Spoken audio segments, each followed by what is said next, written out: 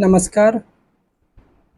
हम लोग Lucent GS में आधुनिक भारत का इतिहास पढ़ रहे हैं और इसमें भारत का स्वतंत्रता संघर्ष जो महत्वपूर्ण तथ्य है उसे कवर कर रहे हैं। इसे जल्द से जल्द पूरा करने के बाद कुलपति वाला जो करेंट अफेयर्स है उसको शुरू करेंगे। तो अगर चैनल को सब्सक्राइब नहीं किए हैं तो ज़रूर कर लीजिए। आज यहाँ से पढ़ना है कांग्रेस का 1929 लाहौर अधिवेशन। इससे पहले जो भी था लाइन बाय लाइन पूरा पढ़ा चुके थे। तो आइए यहाँ से शुरू करते हैं। कांग्रेस के 1929 ईस्वी के लाहौर अधिवेशन में पूर्ण स्वराज का लक्ष्य घोषित किया गया था। ये महत्वपूर्ण है, यहाँ से देखिएगा। इस अधिवेशन की अध्यक्षता जवाहरलाल नेहरू कर रहे थे। 31 दिसंबर 1929 ईस्वी की रात को 12 बजे जवाहरलाल नेहरू ने रावी नदी के तट पर नवगृहित तिरंगे झंडे को फहराया। इसी अधिवेशन में 26 जनवरी 1930 को प्रथम स्वाधीनता दिवस के रूप में मनाने का निश्चय किया गया। इसी के साथ प्रत्येक वर्ष 26 जनवरी को स्वतंत्रता दिवस के रूप में मनाए जाने की परंपरा की शुरू हुई थी। तो यहाँ से मोस्ट इम्पोर्टेंट है, इस पर ध्यान रखिएगा। कहा जा रहा है कि कांग्रेस का जो 1929 का जो लाहौर अधिवेशन हुआ था, तो ये कहाँ हुआ था? तो लाहौर में हुआ था। कब हुआ था? तो 1929 में हुआ था। इसमें पूर्ण स्वराज का मांग रखा गया, ठीक है। और इसका अध्यक्षता कौन कर रहे थे? तो जवाहरलाल नेहरू के द्वारा किया जा रहा था। ये सब इम्पोर्टेंट है, यहाँ से क्वेश्चन पूछा जाता है। और 31 दिसंबर 1929 की रात को कहाँ? रावी नदी के तट पर। यह भी इम्पोर्टेंट है। तिरंगा झंडा, जो नया तिरंगा झंडा था, इसे फहराए हुए थे। इसी अधिवेशन में 26 जनवरी 1930 ईस्वी को प्रथम स्वाधीनता दिवस के रूप में मनाने का निश्चय किया गया। कब? तो 26 जनवरी 1930 को। और ये घोषणा किया गया कि अगले साल से जो आएगा 26 जनवरी 1930 से स्वतंत्रता दिवस के रूप में मनाए जाने की क्या हुआ? तो परंपरा की शुरुआत हुई थी। और इसी में जो सविनय अवज्ञा आंदोलन था गांधी जी के द्वारा, इसी में शुरू किया। इसका जो प्रस्ताव था इसे पूर्ण रूप दे दिया गया था। 12 मार्च 1930 को गांधी जी ने अपने 78, यहाँ कभी कभी देखिए अलग अलग देखने को मिलता है। इसमें जो लुसेंट में दिया गया हुआ है इसमें 79 दिया गया है, लेकिन अदर में देखिएगा तो उसमें 78 है। और स्थित अपने आश्रम से लगभग 322 किलोमीटर दूर जो दांडी यात्रा के लिए प्रस्थान किया। लगभग 24 दिनों की यात्रा के बाद 6 अप्रैल 1930 को कहाँ पहुँचे गांधी जी? तो दांडी पहुँच गए। और वहाँ पहुँचने के बाद क्या हुआ कि ये नमक कानून को तोड़े हुए थे। और इसी दिन से माना जाता है कि सविनय अवज्ञा आंदोलन की शुरुआत हो गया। कब? तो 6 अप्रैल 1930 को। और इसको स्वीकृति कब मिल गया था? तो जो लाहौर अधिवेशन हुआ था 1929 का, इसमें इसको स्वीकृति मिल गया था। सुभाष चंद्र बोस ने गांधी जी के नमक सत्याग्रह की तुलना जो है ये नेपोलियन का जो एल्वा से पेरिस की यात्रा है इसे किए थे। कौन? तो सुभाष चंद्र बोस। जो नेपोलियन का जो एल्वा से पेरिस तक की यात्रा था इसे इसका तुलना किए थे। 4 मार्च 1931 को द गजेटियर ऑफ इंडिया के में ये दिया गया है 4 मार्च, लेकिन अधिकांश जगह जो होता है ये 5 मार्च ही देखा जाता है। तो 1931 को गांधी इरविन पैक्ट हुआ। इसके बाद गांधी जी ने सबके अब जो आंदोलन है इसको स्थगित कर दिए। गांधी इरविन समझौता को दिल्ली समझौता के नाम से भी जाना जाता है। ये गांधी जी और इरविन के बीच समझौता हुआ था। इससे पहले इरविन के पास गांधी जी 11 सूत्री मांग लेकर के गए हुए थे, जिसे इरविन के द्वारा नकार दिया गया था। 1931 में सरदार पटेल की अध्यक्षता में हुई कांग्रेस के कराची अधिवेशन में पंडित जवाहरलाल नेहरू ने मूल अधिकारों व आर्थिक कार्यक्रम का संकल्प पारित किया। तो ये कब? तो 1931 का जो कराची अधिवेशन हुआ था, इसका अध्यक्षता किसके द्वारा किया गया हुआ था? तो ये इसका जो अध्यक्षता था सरदार वल्लभ भाई पटेल इसका अध्यक्ष थे। ये भी इम्पोर्टेंट है। इसी प्रस्ताव में नेहरू के द्वारा अधिकारों का और जो संकल्प है इसको पारित किया गया मूल अधिकार का। इस प्रस्ताव को बनाने में एम.एन. राय ने नेहरू की मदद की थी। ये नाम इम्पोर्टेंट है, याद रखिएगा। इसी अधिवेशन में गांधी इरविन पैक्ट को स्वीकार किया गया और गांधी जी को द्वितीय गोलमेज सम्मेलन में भाग लेने की अनुमति प्रदान किया गया। प्रथम गोलमेज सम्मेलन में गांधी जी और कांग्रेस का कोई भी सदस्य इसमें भाग नहीं लिया था। इसी समय गांधी जी ने कहा था गांधी मर सकते हैं परंतु गांधीवाद नहीं। कब? तो ये 1931 का जो कराची अधिवेशन हुआ था इसी में गांधी जी कहे हुए थे क्या कि गांधी मर सकते हैं परंतु गांधीवाद नहीं। द्वितीय गोलमेज सम्मेलन 7 सितंबर 1931 ईस्वी से 1 दिसंबर 1931 तक हुआ। प्रथम 1930 में हुआ था नवंबर में, ठीक है। और सेकेंड जो हुआ था 7 सितंबर 1931 से 1 दिसंबर 1931 तक हुआ। तीनों गोलमेज सम्मेलन जो हुआ था ये लंदन में ही हुआ था। महात्मा गांधी ने कांग्रेस के प्रतिनिधि के प्रश्न के रूप में इसमें क्या हुआ? तो भाग लिया। कांग्रेस के प्रतिनिधि के रूप में इसमें भाग लिए, परंतु यह सम्मेलन जो है सांप्रदायिक प्रतिनिधित्व के कारण क्या हुआ था, असफल रहा। रैमजे मैकडोनाल्ड के द्वारा जो सांप्रदायिक पंचायत लाया गया था, इसके कारण ये असफल रहा। गांधी जी एमएस राजपूताना जहाज से लंदन गए थे, लेकिन वापस वेनेस्टियाना नामक इटली के पोत से ये क्या हुआ, तो वापस ये भारत लौटे। तो यहाँ एक नाम जो है ये इम्पोर्टेंट है, एमएस राजपूताना, इससे ये लंदन गए थे। लेकिन तो अगर पूछा जाए कि वापस किससे आए थे, तो वेनेस्टियाना नामक जो इटली का जो जहाज था, इससे वापस यहाँ आए थे भारत। प्रथम गोलमेज सम्मेलन जो हुआ था 12 नवंबर 1930 ईस्वी को, और जो तृतीय हुआ था 17 नवंबर 1932 को हुआ था। 30, 31, 32 याद रख सकते हैं। तीनों गोलमेज सम्मेलन के समय जो वहाँ का प्रधानमंत्री था इंग्लैंड का, जेम्स रैमजे मैकडोनाल्ड था। इसी के द्वारा सांप्रदायिक पंचायत का घोषणा किया गया था। डॉक्टर भीमराव अंबेडकर को लंदन में हुई तीनों गोलमेज सम्मेलन में अछूतों के प्रतिनिधि के रूप में बुलाया गया था। यानी कि दलित का जो प्रतिनिधि है किसके द्वारा किया गया था, तो भीमराव अंबेडकर के द्वारा किया गया था। क्वेश्चन ये भी पूछा जाता है कि तीनों गोलमेज सम्मेलन में इसमें से किसने भाग लिया था, तो उसमें एक नाम आएगा डॉक्टर भीमराव अंबेडकर का। द्वितीय गोलमेज सम्मेलन की असफलता के बाद गांधी ने 3 जनवरी 1932 को पुनः सविनय अवज्ञा आंदोलन प्रारंभ कर दिए। जो देख रहे थे द्वितीय गोलमेज सम्मेलन, जहां गांधी जी गए हुए थे भाग लेने के लिए, लेकिन उसकी असफलता के बाद ये वापस वहां से आ गए। तो उसके बाद क्या हुआ कि 3 जनवरी 1932 को पुनः ये सविनय अवज्ञा आंदोलन प्रारंभ कर दिए। सविनय अवज्ञा आंदोलन अंतिम रूप से 7 अप्रैल 1934 को वापस लिया गया। ये भी क्वेश्चन पूछा जाता है कि द्वितीय जो सविनय अवज्ञा आंदोलन गांधी जी के द्वारा शुरू किया गया था, उसे वापस लेने की घोषणा कब किया गया, तो 7 अप्रैल 1934 को। सविनय अवज्ञा आंदोलन में पठान सत्याग्रहियों पर गोली चलाने से गढ़वाल रेजिमेंट जो राइफल्स था उसने क्या कर दिया, तो इनकार कर दिया।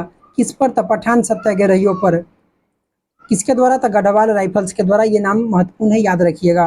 23 मार्च 1931 को सुखदेव, भगत सिंह और राजगुरु को फांसी पर लटका दिया गया। ये क्वेश्चन बीपीएससी पीटी में पूछा गया है 68वीं में। मई 1934 ईस्वी को कांग्रेस सोशलिस्ट पार्टी की स्थापना हुई। कब, तो 1934 में कांग्रेस जो सोशलिस्ट पार्टी की मई 1934 में इसका स्थापना हुआ। अखिल भारतीय किसान सभा का प्रथम सम्मेलन जो हुआ अप्रैल 1936 ईस्वी को लखनऊ में हुआ। तो ये इम्पोर्टेंट है, अप्रैल 1936 लखनऊ, याद रखिएगा। इसके अध्यक्ष स्वामी सहजानंद सरस्वती हुए, ठीक है, और महासचिव NMNG रंगा इसके महासचिव हुए। स्वामी सहजानंद सरस्वती ने हुंकार नामक पत्रिका को कहाँ से, तो पटना से ये प्रकाशन किया। यह किसान आंदोलन की पत्रिका थी। यह कैसा पत्रिका था, तो किसान आंदोलन। हुंकार किसके द्वारा, तो स्वामी सहजानंद सरस्वती के द्वारा। इसका प्रकाशन कहाँ से, तो पटना से। और यह किसान आंदोलन की पत्रिका थी। राहुल सांस्कृतियायन, इसका संबंध जो है ये छपरा से है, किसान आंदोलन से भी जुड़े हुए थे। इस साप्ताहिक पत्रिका के 1942 में ये क्या हुए, तो ये संपादक बन गए। अखिल भारतीय किसान सभा का गठन अगर देखा जाए तो 11 अप्रैल 1936 को कहाँ हुआ, तो लखनऊ में हुआ। 1939 ईस्वी में महात्मा गांधी द्वारा प्रस्तावित जो प्रत्याशी पटाभी सीतारामैया को हरा करके सुभाष चंद्र बोस क्या हुए, तो ये कांग्रेस के अध्यक्ष चुने गए। त्रिपुरी संकट इसे बोला जाता है। इसमें इस्तीफा दे दिए थे कौन, तो सुभाष चंद्र बोस। इसमें गांधी जी के द्वारा कहा गया था कि पटाभी की हार ये मेरी हार है।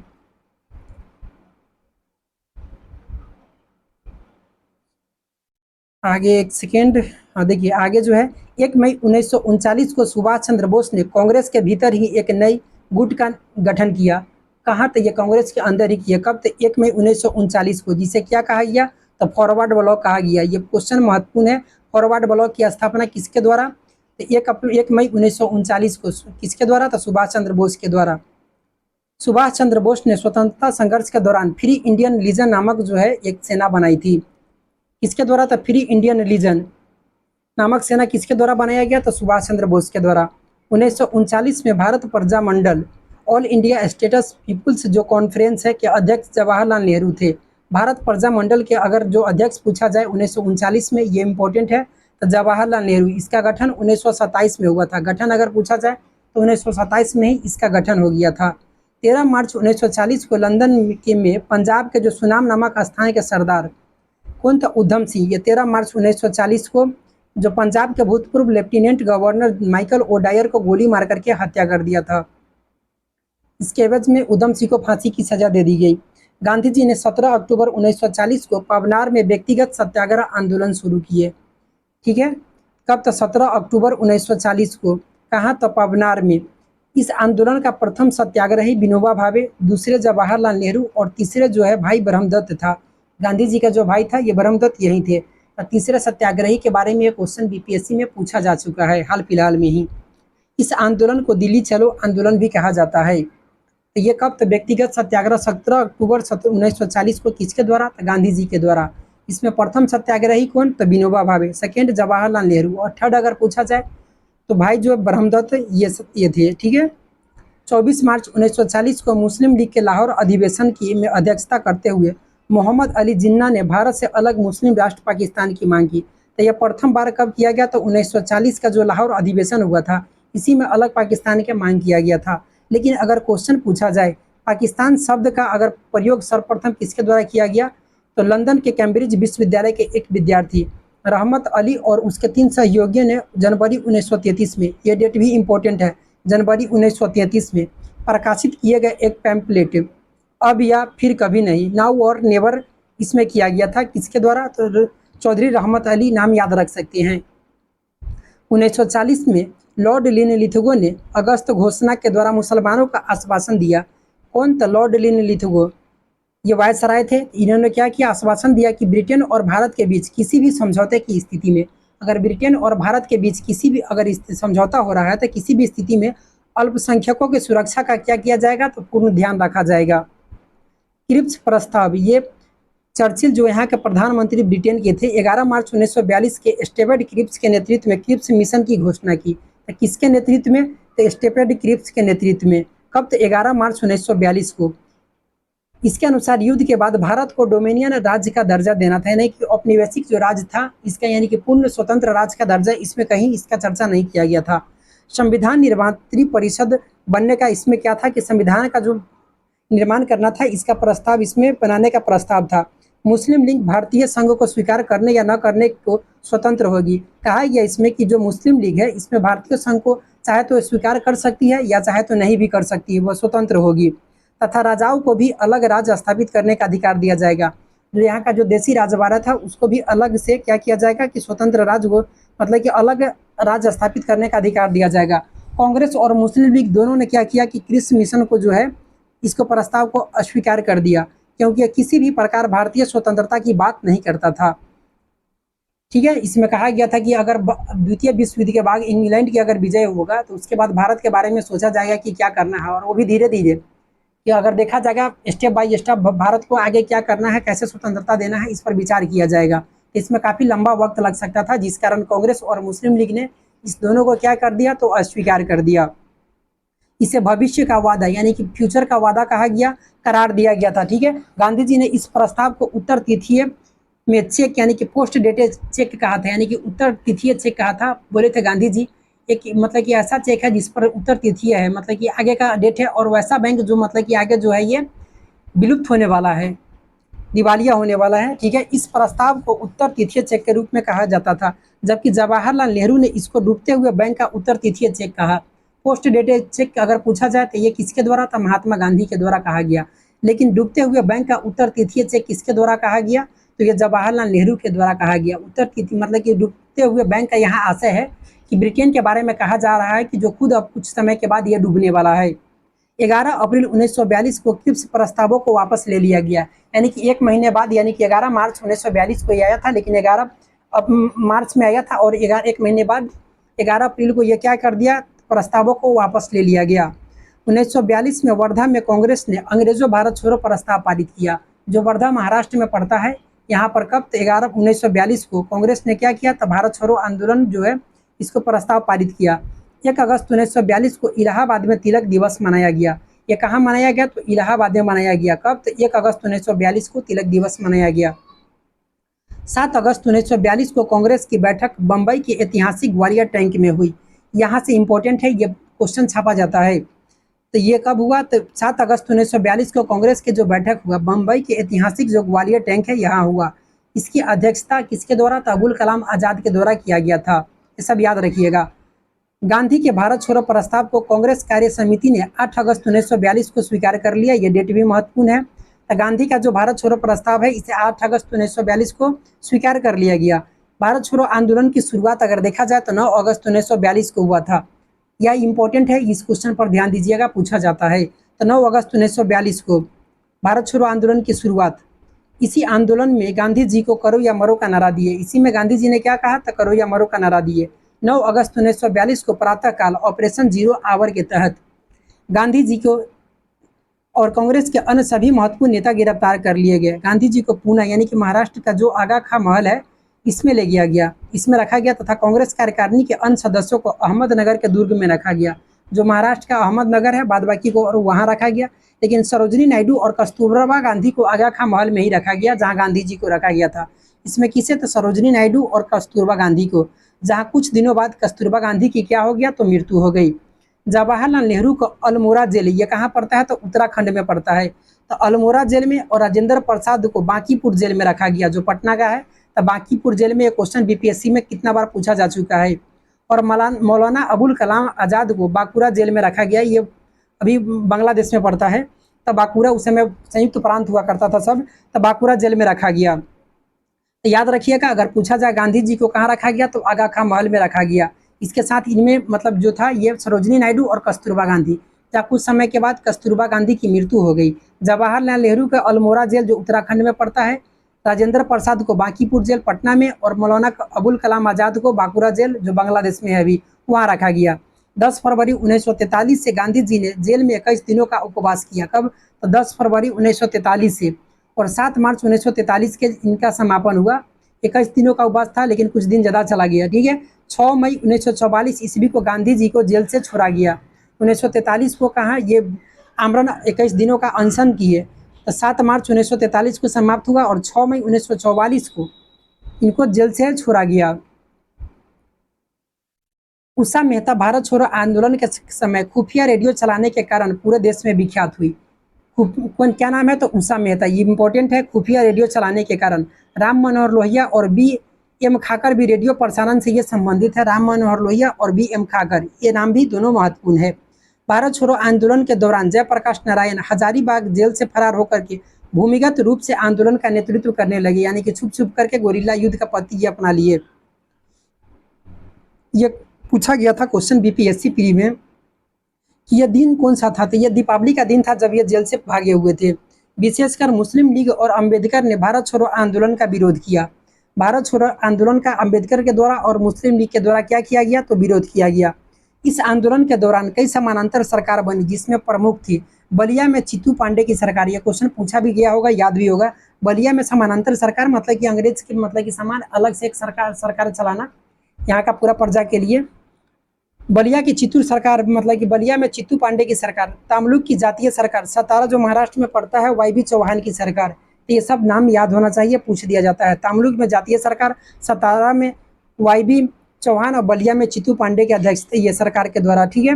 भारत छोड़ो आंदोलन के उपरांत मुस्लिम लीग और कांग्रेस के बीच संवैधानिक गतिरोध को दूर करने के लिए सी राजगोपालाचारी ने 1944 में दी वेट नामक पैम्पलेट जारी किया।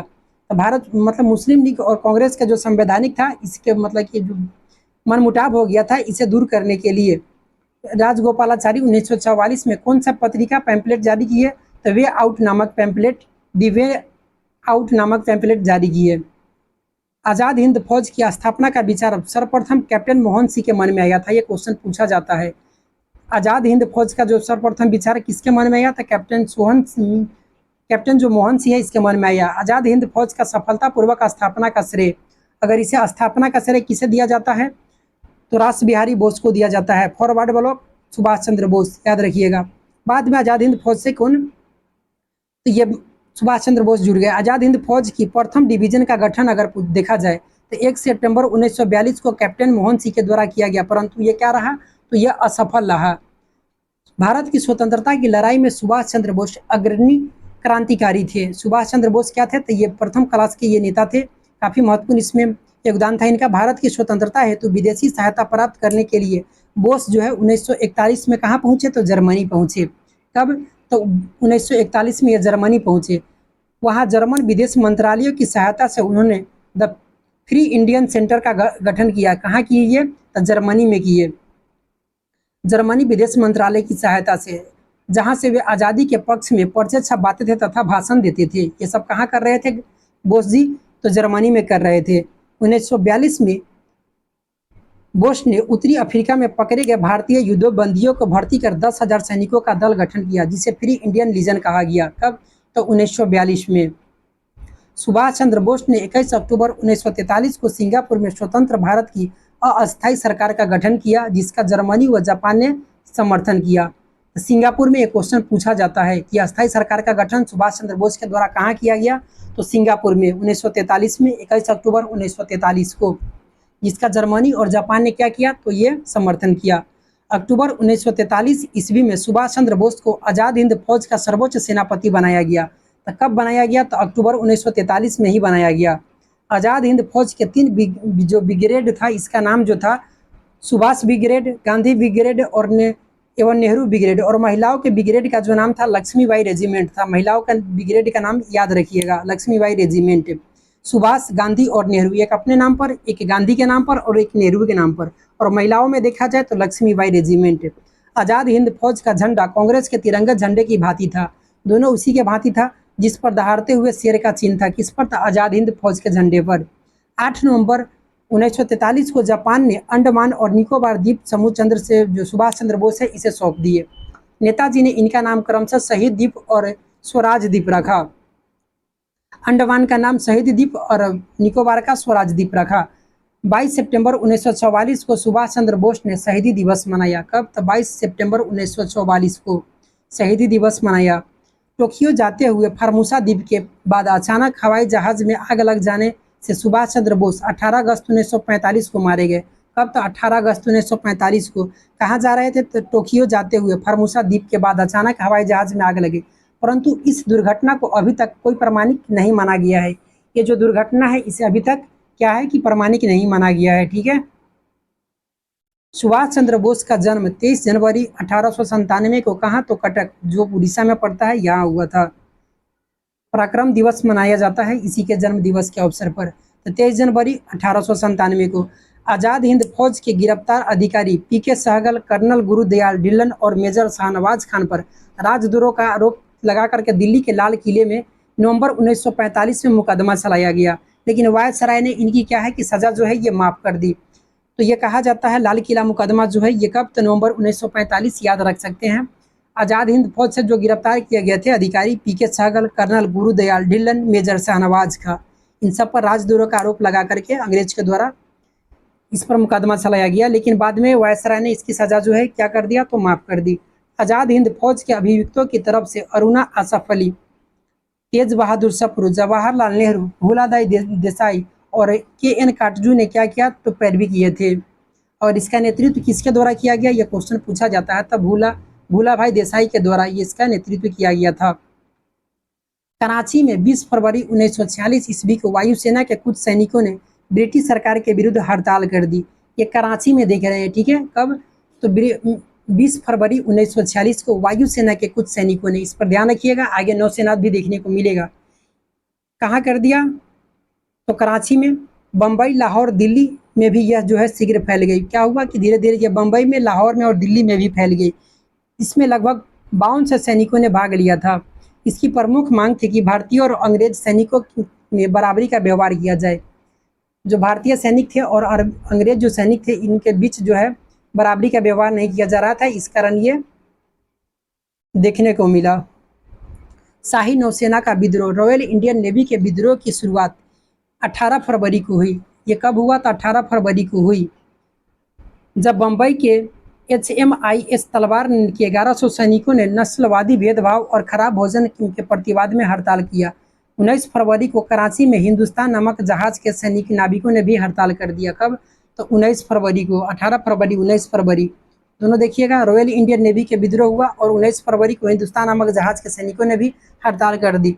कराची में दमन पूर्वक आत्मसमर्पण कराया गया, मतलब कि बलपूर्वक कराची में तो आत्मसमर्पण करा लिया गया, जिसमें क्या हुआ कि 6 जो है नाविक ही मारे गए। नौसेना विद्रोह में इनकलाब जिंदाबाद, जय हिंद, हिंदू मुस्लिम एक हो, ब्रिटिश साम्राज्यवाद मुर्दाबाद, आज़ाद हिंद फौज के कैदियों को रिहा करो आदि नारे लगाए गए। ठीक है। नौसेना विद्रोह में क्या क्या? तो इनकलाब जिंदाबाद, जय हिंद, हिंदू मुस्लिम एक हो, ब्रिटिश साम्राज्यवाद मुर्दाबाद, आज़ाद हिंद फौज के कैदियों को रिहा करो, ये सब नारे लगाए गए। इसके प्रदर्शन में 3 झंडे साथ चलते थे, एक कांग्रेस का तिरंगा और लीग का इसमें बीच में कम्युनिस्ट पार्टी का भी झंडा था। सरदार पटेल और जिन्ना ने उन्हें आत्मसमर्पण की सलाह दी। सरदार पटेल और जिन्ना, ये क्वेश्चन पूछा जाता है, इसके सहयोग से इन्हीं के दोनों के द्वारा ये आत्मसमर्पण कराया गया। 24 फरवरी 1946 को विद्रोहियों ने आत्मसमर्पण करते हुए कहा कि हम भारत के सामने समर्पण कर रहे हैं, ब्रिटेन के सामने नहीं, क्योंकि सरदार पटेल और इसमें जो जिन्ना है इनका महत्वपूर्ण योगदान था। हम भारत के सामने समर्पण कर रहे हैं, ब्रिटिश के सामने नहीं। नौसेना विद्रोह के समय जो नौसेना अध्यक्ष अगर पूछा जाए तो एडमिरल गोल्डफ्रेड था। कौन था? तो एडमिरल गोल्डफ्रेड। नौसेना विद्रोह के भारत में लाल क्रांति की संज्ञा दी जाती है।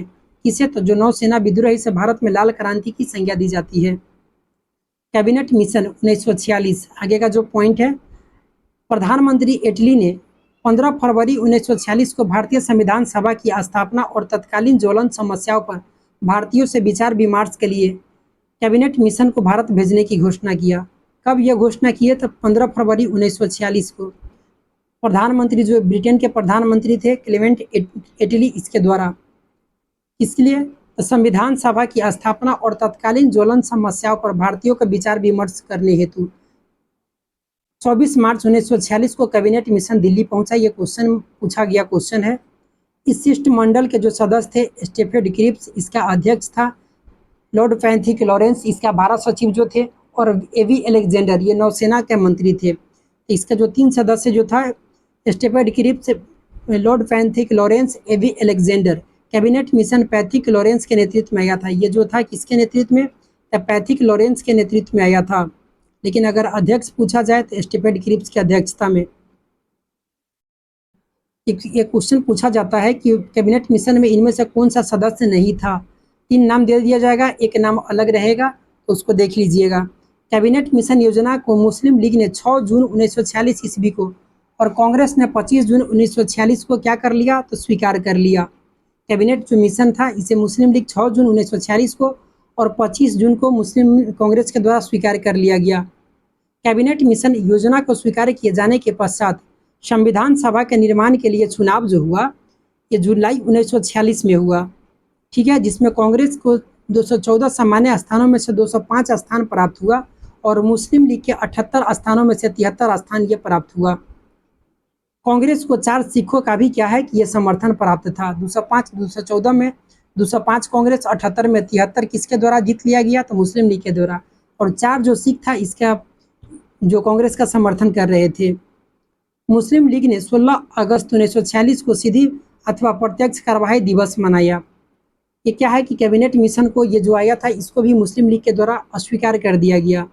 और 16 अगस्त 1946 को क्या हुआ कि प्रत्यक्ष डायरेक्ट एक्शन डे मनाया गया। सर्वप्रथम प्रत्यक्ष कार्यवाही दिवस कलकत्ता में मनाया गया। उस समय बंगाल में जो है मुस्लिम लीग की क्या है कि ये सरकार थी। बंगाल के मुख्यमंत्री शहीद सुहरावर्दी थे, उस नाम ही है शहीद सुहरावर्दी, ये बंगाल के सीएम थे। प्रत्यक्ष कार्यवाही दिवस के परिणाम स्वरूप बंगाल, बिहार और पंजाब में क्या हुआ कि भयंकर हिंदू मुस्लिम दंगे हुए।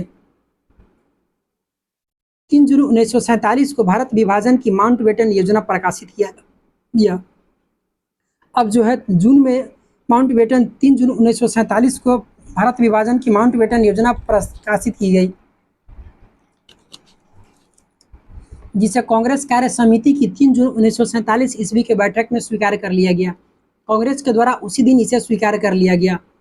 14 जून 1947 को कांग्रेस महासमिति की बैठक में गोविंद वल्लभ पंत ने देश के विभाजन की माउंटबेटन योजना को स्वीकार करने का प्रस्ताव पेश किया। तो 1947 में जो कांग्रेस का महासमिति की जो बैठक हुआ इसमें इसका जो विभाजन का जो है प्रस्ताव स्वीकार किया गया, पेश किया गया। किसके द्वारा? तो गोविंद वल्लभ पंत ने पेश किया था। इस प्रस्ताव का समर्थन अबुल कलाम आज़ाद ने किया, जो कभी बंटवारे का विरोध करते आ रहे थे, ठीक है। आज़ाद ने कहा कांग्रेस कार्य समिति का फैसला सही फैसला नहीं है। ये क्या कहे कि कांग्रेस का जो कार्य समिति का फैसला यह है सही फैसला नहीं है, लेकिन कांग्रेस के सामने कोई और रास्ता भी नहीं है, विभाजन के अलावा कोई और रास्ता भी नहीं है, क्योंकि यहाँ काफ़ी दंगा फसाद शुरू हो चुका था। जिन्ना काफ़ी ये पाकिस्तान अलग मतलब कि जो मुस्लिम राष्ट्र है इसके मांग पर ये अडिग थे। गांधी, नेहरू और पटेल के समर्थन के बावजूद कांग्रेस कार्य समिति का देश विभाजन का प्रस्ताव अखिल भारतीय कांग्रेस समिति ने सर्वसम्मति से पास न हो सका। देखिए गांधी भी इसमें सहमत हो गए, नेहरू भी सहमत हो गए और सरदार पटेल भी सहमत हो गए। तीनों के समर्थन के बावजूद जो है इसका जो प्रस्ताव है सर्वसम्मति से पास नहीं हो सका। 161 सदस्यों में उसके खिलाफ वोट दिया या वे तटस्थ रहे, मतलब कि वे अलग रहे। प्रस्ताव का विरोध करने वालों में सिंध कांग्रेस के नेता चैथराम मिडवानी, इस प्रस्ताव का जो विरोध किया था, इसमें कांग्रेस का जो नेता थे, कहाँ का नेता, तो सिंध प्रांत का जो नेता थे चौथराम भिंडवानी, पंजाब कांग्रेस के अध्यक्ष डॉक्टर किचलू और पुरुषोत्तम दास टंडन, मौलाना हफीजुर रहमान आदि, ये सब क्या थे, तो इसका जो विरोध कर रहे थे। ये मुस्लिम लीग की काउंसिल की बैठक माउंट बेटन योजना पर विचार करने के लिए 10 जून 1947 को दिल्ली में बुलाई गई। मुस्लिम लीग की जो काउंसिल की जो बैठक है, इसमें माउंट बेटन योजना पर विचार करने के लिए 10 जून को दिल्ली में बुलाया गया। ठीक है, लीग के भारी बहुमत से इस योजना का स्वीकार किया गया। यह मुस्लिम लीग का ही काउंसिल की बैठक था। तो लीग की बैठक में उपस्थित 400 सदस्यों में से सिर्फ 10 सदस्य ने इसका क्या किया, तो विरोध किया। महात्मा गांधी एक परिचय, 4 जून 1947 को, ये कहीं छूट न जाए, चलिए इसी को देख लेते हैं। महात्मा गांधी के बारे में जो दिया गया है, महात्मा गांधी एक संक्षिप्त परिचय। जन्म 2 अक्टूबर 1869 पोरबंदर गुजरात में हुआ था, जानते ही होइएगा। वास्तविक नाम मोहनदास करमचंद गांधी, माता पुतलीबाई, पिता करमचंद गांधी, पत्नी कस्तूरबा गांधी। विवाह 1883 ईस्वी में हो गया था, 13 वर्ष की आयु में ही। 4 पुत्र हरिलाल, मनीलाल, रामदास, देवदास। इसका पुत्र जो है हरिलाल, रामदास, मनीलाल, देवदास, ऐसा नहीं पूछा जाता है। 5वें पुत्र की उपाधि जमुनालाल बजाज। लंदन में 1891 में बैरिस्टर की परीक्षा की उत्तीर्ण की और वकालत करने ये बम्बई आ गए। कब, तो लंदन में 1891 में ये बैरिस्टर की परीक्षा पास की, यानी कि वकालत की, और ये बम्बई आ गए। एक मुस्लिम व्यापारी दादा अब्दुल्ला ने इन्हें अपने फर्म की कानूनी कार्रवाई के लिए नियुक्त किया। इसी सिलसिले में 1892 में दादा अब्दुल्ला के मुकदमे की पैरवी हेतु दक्षिण अफ्रीका गए। कहाँ गए ये, तो दक्षिण अफ्रीका गए। दादा अब्दुल्ला, ये नाम याद रखिएगा। जहाँ ये सर्वप्रथम नटाल बंदरगाह पर उतरे, दक्षिण अफ्रीका का नटाल बंदरगाह पर उतरे 7 जून 1893 को। ये डेट इम्पोर्टेंट है। डरबन से प्रिटोरिया जाने वाले जो ट्रेन पकड़ी 7 जून 1893 के, उसी दिन गांधी जी के पास उसी ट्रेन का जो प्रथम श्रेणी का टिकट था, लेकिन रंग भेद के कारण उन्हें जबरन तृतीय श्रेणी में जाने को कहा गया। नहीं जाने पर जबरन उन्हें पीटर मारिट्सबर्ग स्टेशन पर धक्का दे करके नीचे उतार दिया गया। तो पीटर जो मारिट्सबर्ग जो है ये स्टेशन, ये नाम याद रखिएगा, कहाँ पड़ता है, तो दक्षिण अफ्रीका में। नीचे उतार दिया गया। दक्षिण अफ्रीका, गांधी जी का दक्षिण अफ्रीका में 1894 में नेटाल इंडियन कांग्रेस की स्थापना ये दक्षिण अफ्रीका में कब किया था, 1894 में किए। ये सब याद होना चाहिए, काफ़ी महत्वपूर्ण है। यहाँ से क्वेश्चन मैच तो फॉलोइंग में दे दिया जाता है। 1903 में इंडियन ओपिनियन नामक साप्ताहिक पत्र का प्रकाशन, ये 1903 में दक्षिण अफ्रीका से। फिनिक्स फर्म की स्थापना 1904 में। 1910 में टॉल्स्टॉय फर्म की स्थापना की है। इस फर्म की स्थापना जर्मन शिल्पकार कालेन वाराब की सहायता से जोहान्सबर्ग में की गई थी। किसका सहायता से, तो जो शिल्पकार जो कालेन वाराब है, इसकी सहायता से जोहान्सबर्ग में किया गया था, दक्षिण अफ्रीका के जोहान्सबर्ग में। और 1910 में ही हिंद स्वराज का पहला गुजराती संस्करण फिनिक्स फर्म दक्षिण अफ्रीका इंटरनेशनल प्रिंटिंग प्रेस से प्रकाशित हुआ। इसमें स्वराज की व्याख्या किया गया था। हिंद स्वराज का पहला जो गुजराती संस्करण है, इसका प्रकाशन जो फिनिक्स फर्म है दक्षिण अफ्रीका में, इसी से इंटरनेशनल प्रिंटिंग प्रेस से किया गया और इसमें स्वराज की व्याख्या किया गया था। 9 जनवरी 1915 को गांधी जी दक्षिण अफ्रीका से भारत वापस आ गए। कब आए, तो 9 जनवरी, जो प्रवासी भारतीय दिवस मनाया जाता है 9 जनवरी के दिन। गांधी जी ने गोपाल कृष्ण गोखले को अपना राजनीतिक गुरु माना। तो जी के गोखले इनका जो राजनीतिक गुरु। प्रथम विश्व युद्ध के दौरान लोगों की सेना में भर्ती करने के प्रोत्साहित करने के कारण इन्हें कुछ लोग भर्ती करने वाला सार्जेंट कहने लगे। 1916 में गांधी जी ने अहमदाबाद के करीब साबरमती आश्रम की स्थापना की। तो 1916 ईस्वी कहाँ, तो साबरमती अहमदाबाद आश्रम की स्थापना अहमदाबाद में। ब्रिटिश सरकार ने गांधी जी को कैसरिया हिंद की उपाधि प्रदान की, जानते ही हैं। गांधी जी ने नवजीवन, यानी कि नव, ये सब इम्पोर्टेंट है। अगर पूछा जाए नवजीवन किस में, तो गुजराती में। यंग इंडिया अंग्रेजी में, यंग इंडिया नाम में ही आ रहा है, यंग इंडिया अंग्रेजी का संपादन किया। हरिजन पत्र का प्रकाशन 1933 से प्रारंभ हुआ। गांधी जी ने की आत्मकथा the story of my experiment with truth, ये किसका आत्मकथा है, तो गांधी जी का है। गांधी जी के प्रिय भजन वैष्णव जन तेने कहिए की रचना नरसिंह मेहता ने की थी। तो ये नाम भी इम्पोर्टेंट है। वैष्णव जन को तेनु कहिए की रचना किसके द्वारा, तो नरसिंह मेहता ने किया था। ये गांधी जी का प्रिय भजन था। गांधी जी के नेतृत्व में हुए प्रथम 3 संघर्ष: चंपारण सत्याग्रह 1917, अहमदाबाद मिल 1918 और खेरा 1918। प्रथम 3 इनका जो सत्याग्रह था, प्रथम 3 संघर्ष चंपारण 17, अहमदाबाद, उसके बाद खेरा। गांधी जी ने असहयोग आंदोलन 1 अगस्त 1920 ईस्वी को प्रारंभ किया। असहयोग आंदोलन कब? 1 अगस्त 1920 को ये प्रारंभ किए। असहयोग चलाने के कारण तिलक स्वराज फंड की स्थापना किया गया। इस आंदोलन को चलाने के लिए तिलक स्वराज फंड की स्थापना किया गया। इस आंदोलन के दौरान गिरफ्तार होने वाले पहले जो नेता थे मोहम्मद अली जिन्ना ही थे, अली थे, ठीक है, मोहम्मद अली थे। मोहम्मद असहयोग आंदोलन शुरू करने से पहले गांधी जी ने ब्रिटिश सरकार द्वारा प्रथम विश्व युद्ध में सहयोग के बदले में अंग्रेजों द्वारा दी गई कैसर या हिंद की उपाधि जो है ये वापस कर दी।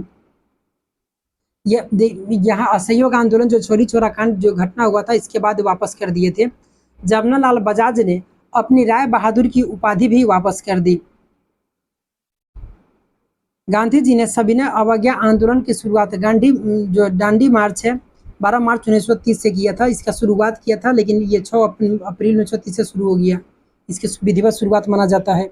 15 अगस्त 1947 के दिन गांधी जी नोआखली जो बंगाल में थे, आज़ादी के दिन ये कहाँ थे? तो नोआखली बंगाल में थे। ये क्वेश्चन भी पूछा जाता है। गांधी जी की हत्या 30 जनवरी 1948 को दिल्ली के बिरला भवन में नाथूराम गोडसे ने कर दी। कब? तो 30 जनवरी 1948 को।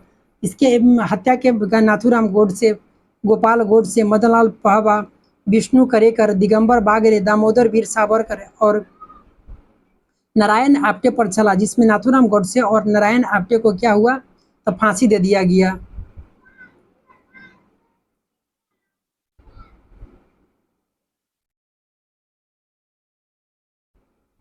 गांधी जी की हत्या के मुकदमे की सजा सुनाने वाला जो जज था आत्मा चंद्र अग्रवाल थे। कौन थे? तो आत्मा चंद्र अग्रवाल। भारत का एकमात्र समाचार पत्र हिंदू जिसे गांधी जी की हत्या का समाचार पत्र पहले पन्ने पर नहीं दिया। हिंदू जो था ये पहले पन्ने पर गांधी जी के जो हत्या है इसका खबर नहीं दिया, क्योंकि उन दिनों हिंदू के पहले पन्ने पर केवल विज्ञापन आता था। 2 अक्टूबर 2005 को दक्षिण अफ्रीका का जो पीटर मारिट्सबर्ग स्टेशन पर गांधी जी की प्रतिमा लगाई गई, जहां से इन्हें उतार दिया गया था जबरन धक्के दे करके, ठीक है। 4 जुलाई 1947 को दक्षिण ब्रिटिश संसद में भारतीय स्वतंत्रता विधेयक पेश किया गया। 4 जुलाई 1947 को पेश किया गया। 15 जुलाई को बिना किसी संशोधन के हाउस ऑफ कॉमन द्वारा तथा 16 जुलाई को हाउस ऑफ लॉर्ड्स द्वारा इसे पास कर दिया गया।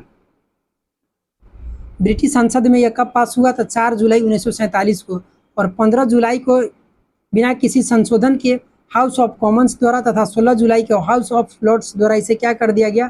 तो पास कर दिया गया। 18 जुलाई 1947 ईस्वी को उस पर ब्रिटिश सम्राट के क्या हुए? तो हस्ताक्षर हो गए। ब्रिटिश सम्राट उस समय कौन था? तो छठम जो 6 थे ये थे। इसके अनुसार देश को 15 अगस्त 1947 को जो 2 डोमिनियनों भारत और पाकिस्तान में बांट दिया जाएगा। दोनों डोमिनियनों की पूरी स्वतंत्रता तथा प्रभुसत्ता सौंप दी जाएगी।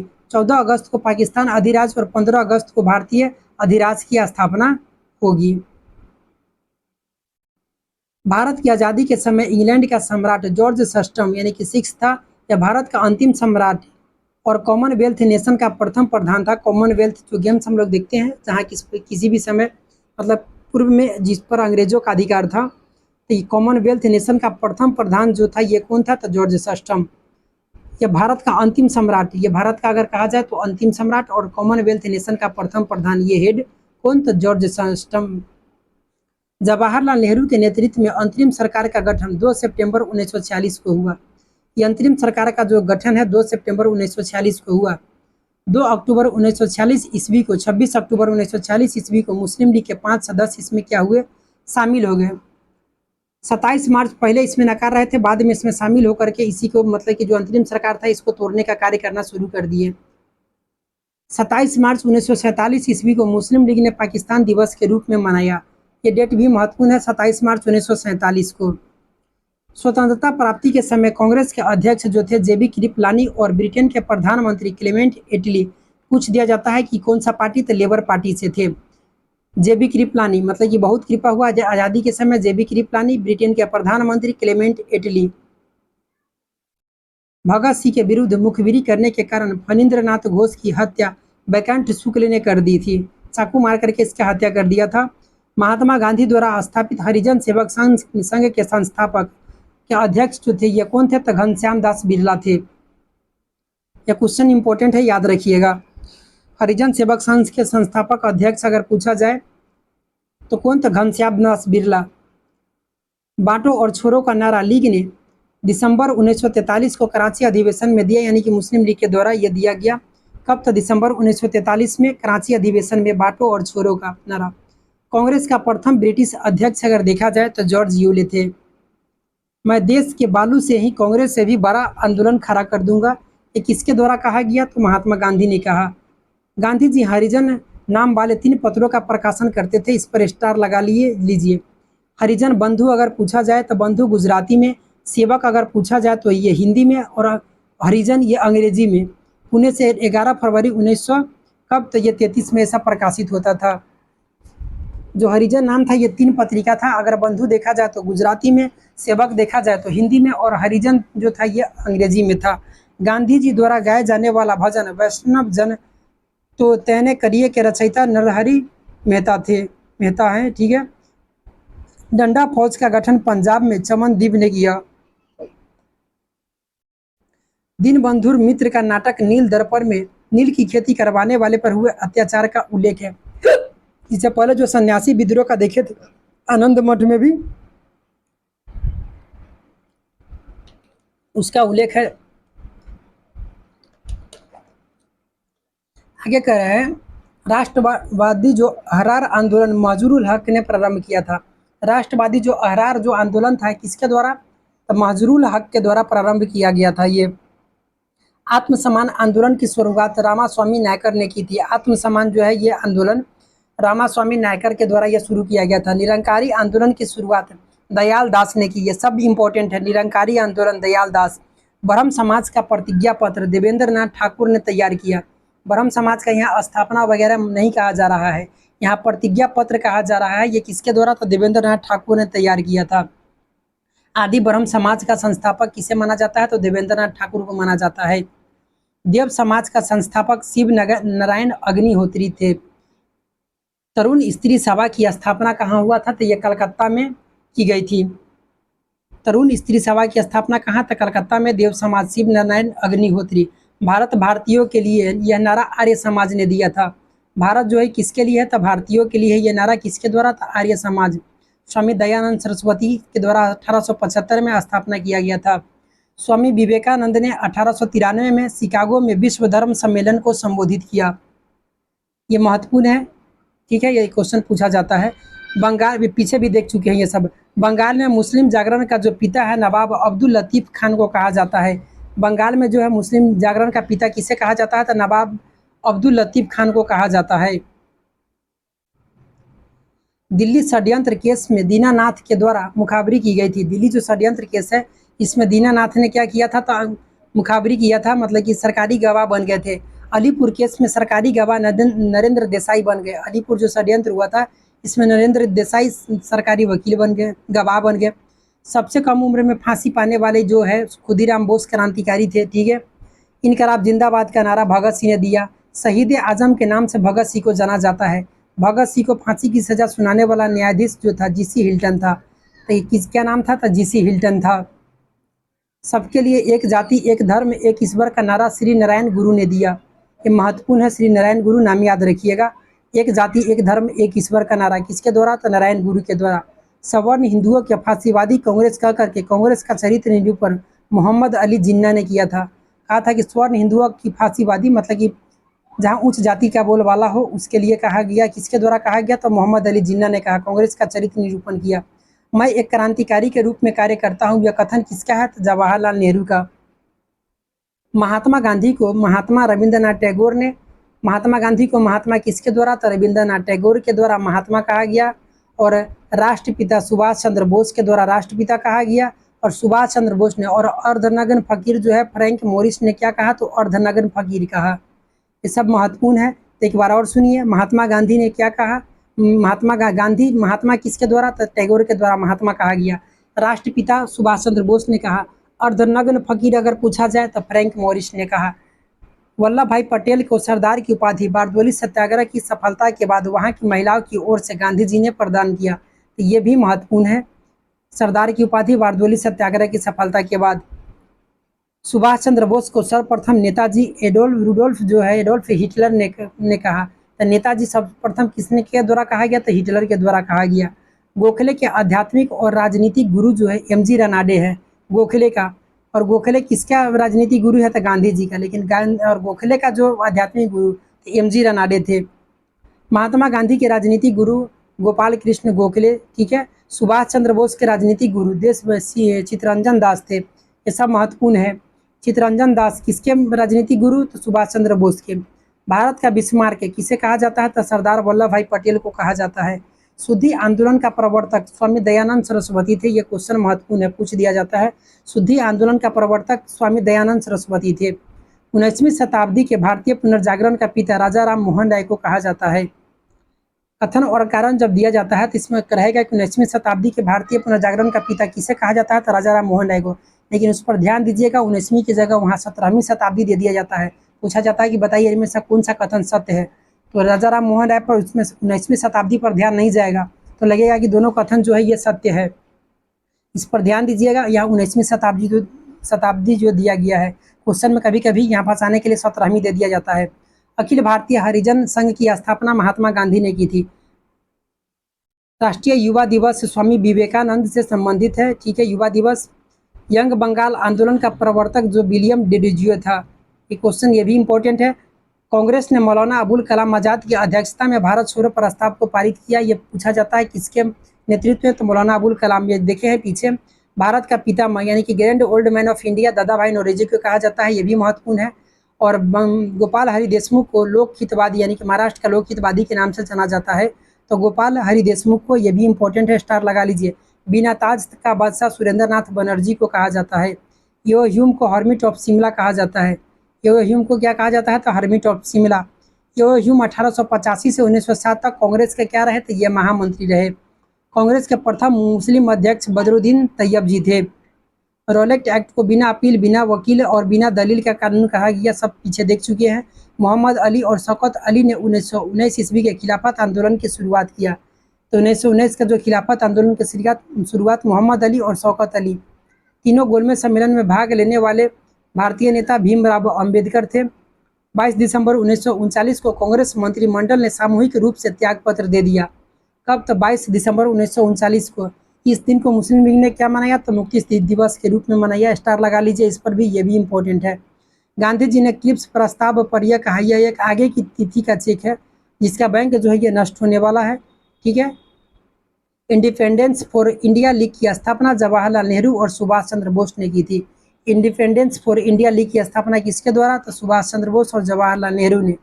इंडिया इंडिपेंडेंस लीग की स्थापना रास बिहारी बोस ने की थी। अगर पूछा जाए India independence league, independence of India अगर ये पूछा जाए तो जवाहरलाल नेहरू और सुभाष चंद्र बोस। लेकिन इंडिया इंडिपेंडेंस लीग की स्थापना रास बिहारी बोस ने की थी। राष्ट्रीय स्वतंत्रता आंदोलन के दौरान कुख्यात सेलुलर जेल कहाँ है, तो अंडमान में स्थित है। आर्य महिला सभा की स्थापना पंडिता रामाबाई ने की, तो आर्य महिला सभा की स्थापना पंडिता रामाबाई के द्वारा ये किया गया, ये भी महत्वपूर्ण क्वेश्चन है। आगे जो टॉपिक है ये भारतीय धार्मिक, अब छोटा छोटा टॉपिक ऐसा ही टॉपिक आएगा, तो इसको 1-2 दिन में अब खत्म कर दिया जाएगा, ठीक है, क्योंकि जल्द से जल्द अब करेंट अफेयर्स को भी शुरू करना है, ठीक है।